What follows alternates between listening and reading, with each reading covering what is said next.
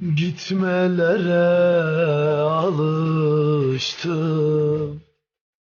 Bak sensizim yanarım.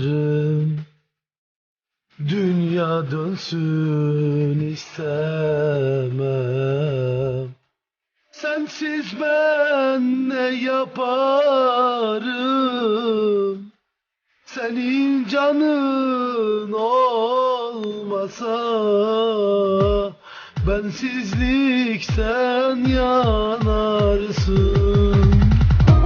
Hangi rüyalardasın sen, hangi hayallerde? Unutma bak aşkım, sen de benden çok yücesin. Bırakmaz umutlarım, duygularım darmadağın. Sevdim işte, yaralıyım dertlerden, acılardan. İşte böyle anlatayım, kardeş acılardayım. Birikmiş bir efkar var, sebebi belli değil. Hayal edemezdim bile, ben sensiz kalmışım bak. Dünya dönsün artık, ben hayallere dalmışım.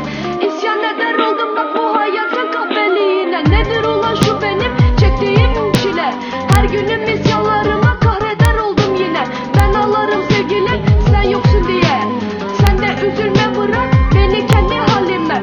Üzülmek çok kolay ya sevgilim, çektiğim çile. Seni sensizlikle öldür, beni bensiz öldürme. Şimdi sevmeyi bıraktım, haydi sen de yoluna. Haydi yoluna canım, bırak rahat durayım. Öldür bari yaşarım. Sensizlik yardası benim kadar olmazsa sensizliğe yanarım.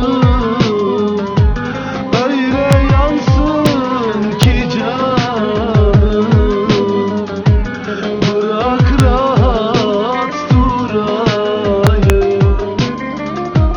Bir daha mı sevdiğim, sensiz burada beterim. Gel gör halim perişan, sensizlikten beterim. Umut dolu gözleriyle bakardı. Hani sıcacık bir yuva arardı. Sen de gitmeliydin. Belki benim gibi yanasın. Ben gittim ya sevgilim. Sen de ağlayasın. Ama yok ki ne çare.